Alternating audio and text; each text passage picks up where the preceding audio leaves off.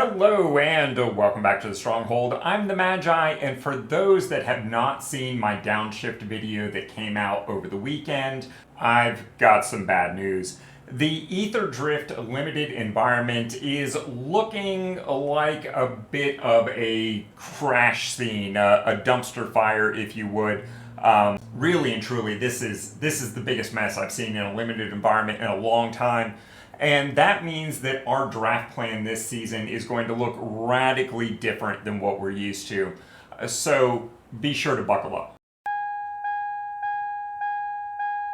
But before we get into all that, let's not forget that Aetherdrift is a story of speed and competition, sometimes with violent consequences, and of course, it's also a love story. But perhaps most importantly, it's a great little reminder that you need to race right over to my Twitch affiliate channel and subscribe right away, because not only do I stream over there 3 or more times a week on average, there is a 2-week video on demand archive for you, all absolutely free.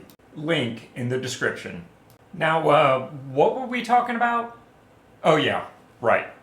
Alright, so where did this set go wrong? Well, we can start with the core mechanic of the set, start your engines, and its counterpart, max speed. This is an abject failure of a mechanic that just is really not having any positive impact on this limited environment. And don't get me wrong, it's not hard to enable, and in fact, most people are letting attacks through. It's just not that big a deal. The issue is that once you've unlocked max speed of 4, nobody cares. And the reason for that is there's only real 2 noteworthy payoffs for having a max speed of 4. The first is Risen Necrogent, which can start pumping out 2/2 black zombie creature tokens, which sounds really awesome, to be honest. And the other is a somewhat less noteworthy Endrider Spike Spitter, which can allow you to start drawing cards through exile, which you can play until end of turn. But as you can see, these are both uncommons. And the reality is, with your opponent is very likely to have more removal than you have payoffs. The fact that no one really seems to care about speed in a set that was designed to care about speed, very ironically has resulted in what is pretty much by far the slowest limited environment that we have seen in any recent years. In fact, this is the last 2 budget years worth of releases thus far. And as you can see, the average game is lasting almost 9.15 turns. And beyond that, the closest thing we had was Foundations that was just under 9.1. So let that sink in for a minute. This set plays slower than the core set. That's crazy. And this much slower than expected environment has changed the way not only the individual colors play, but of course the 2 color archetypes as well. So let's get into those now. Alright, so what do you say we start with the bad news? And I gotta tell you, this section ended up being not at all what I thought it was going to be. For those of you who checked out my budget perspective on this just before release, you'll know that I had some early apprehension about black. In particular, its lack of depth at uncommon and the real almost non-existence of its commons beyond key removal pieces. But as it turns out, in a world full of problems, that barely made the conversation at all. In reality, the biggest issue here is the aggro. Again, this format is really slow, so decks have time to do weird things and stabilize and be a little inefficient, and it's nearly impossible to really aggro into them and kill them off before they have an opportunity to stabilize. And as such, the red-white Boros, the deck that cares most about vehicles and mounts, the aggro epiphany of this set is damn near unplayable. Road rage indeed. Keep driving forward with your Cloud Spire Cruise offense to make your opponent backpedal. The problem is you will get them to backpedal, but as I said, they will stabilize, they will do dirtily little things, and then just beat you with efficient value engine oriented sort of things.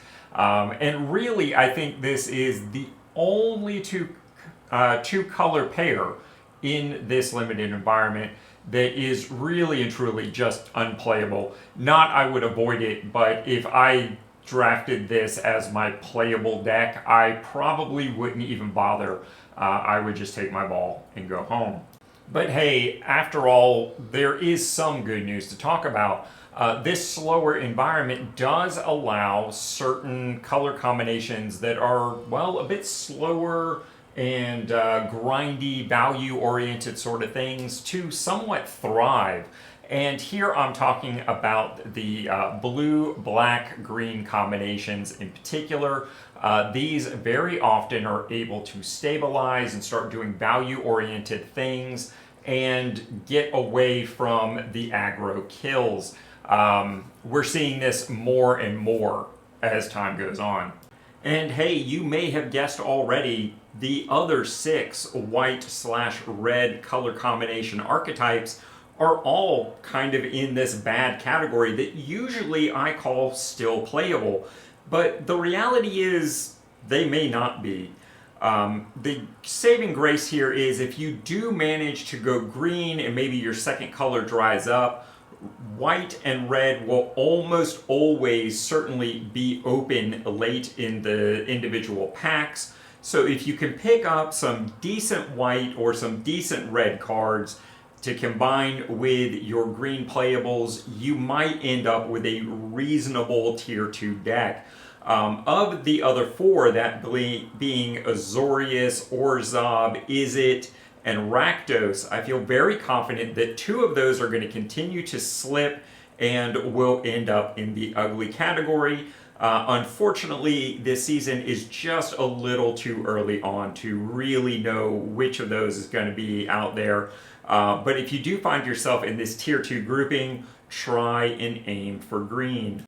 And hey, if you don't believe me, the data is already starting to prove this out. According to 17 Lands, in the first week or so of drafting, the 2-color deck average has a win rate of about 56.3. That's because most people contributing data to 17 Lands tend to be better drafters than average, and set over set, they run about a 55% win rate compared to the overall environment. And as you can see, there's Golgari at 58.9 and Simic at 58.8 just behind it. We've got Dimir below the average mark at 55.8. And of course, there's Boros dead last at 52.4. I do also want to point out that the difference between the average and the best deck is about 2.5 percentage points, while the difference between that same average and the worst deck, aka Boros, is almost 4 percentage points. I think that gap is only going to get worse as time goes on. You will also note that the red and white combinations with green are currently trending above that 2-color average. And I will also concede that Rakdos right now is doing better than Dimir by 1/10 of a percentage point, and I think that's because folks are drafting Rakdos to get removal. And I think as some of these metrics and trends play out, we will probably see Rakdos drop off a little bit. This is the sort of thing that I tend to do for my patrons the day before quick drafting opens, and when I do it for them, we'll have another week's worth of data, and I will be very interested to see exactly how this plays out. I've explained my expectations, so you guys all have a leg up this season because things are expected to be so different. And believe it or not, the problems do not stop there. For one, vehicles, despite being very innovative and extremely plentiful in this set, are just not as good as we want them to be on average. In fact, I heard one very prominent limited player say if a vehicle doesn't give you a 2-for-1 or immediately affect the board state, if it is just a sometimes bundle of creature stats, it's just not playable. Beyond that, to make matters worse, traditional removal is not as good as we want it to be in this set. For instance, Lightning Strike, there's a lot of stuff this just won't kill. But of course, you can use it to enable maximum speed or your start your engines mechanic. But as we discussed earlier, nobody cares. But hey, at least we have combat tricks. Well, in actuality, we only have one good combat trick. That's the 2-mana maximum overdrive. Put a +1/+1 counter on target creature. It gains Death Touch and indestructible until end of turn. All of the other combat tricks are subpar at best. So yeah, that's a thing. And lastly, if you had asked me pre-season if the mana fixing for this limited environment looked good, I absolutely would have said yes. But the reality is, in this first week or so, it actually doesn't play very well, despite the fact that you have a low-level artifact that can produce mana of any color. You've got a couple of green things that can produce mana of any color. You've got the entire 10-card set of gain lands, plus a colorless common land that can produce mana of any color. It's really surprisingly difficult to splash above-tier cards and to splash in for those late bombs. Really, it's shocking how bad the mana plays on this and how unforgiving it is.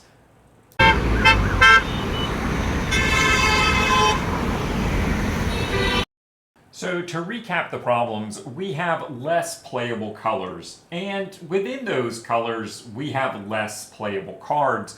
And the net result of all of that is that we're going to end up in a huge traffic jam trying to draft this set, where more and more players are going after those good cards in good colors. And there's just not going to be enough to go around, unfortunately, and more people are going to be trying to dive into the open lanes and ultimately just close them off. This ultimately will tend to result in less wins for everybody. And in fact, most of the prominent limited players that I follow and pay attention to in the early season are averaging 2 less wins per draft. That's really shocking. That's like a 40% reduction in win rate. And even for those guys that average, say, 5-point-something, 6 wins, that means they're coming in at just over 4? Wow. If they're lucky, honestly. For me and for most value drafters, I recommend always aiming to average at least 2 wins per event or a 40% win rate. And in reality, my win rate fluctuates and is often in the high 2s approaching 3s. So if you take 2 wins off of that as an expectation, you're coming in between 0 and 1. Yep, that's right. If you value draft this set, you can probably expect to have no wins at all. And that is pretty daunting. So what should we do about it? I always recommend drafting for value first and foremost and building a deck second. But in this topsy-turvy, highly half-baked, limited environment, I'm doubling down. Don't really think of this as a limited draft event. Think of it as a shopping trip. Try and make every single card count towards not only your collection, but specifically decks that you want to play. Because if you're downshifting for Aetherdrift in the way that I am, every single card choice that you have is going to count.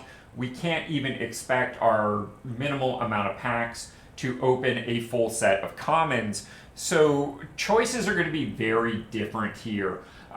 For instance, while you might be tempted to take a Lightning Strike for some sort of removal value, or one of the other reprints like the Game Lands to help you with your mana fixing and have a more playable deck.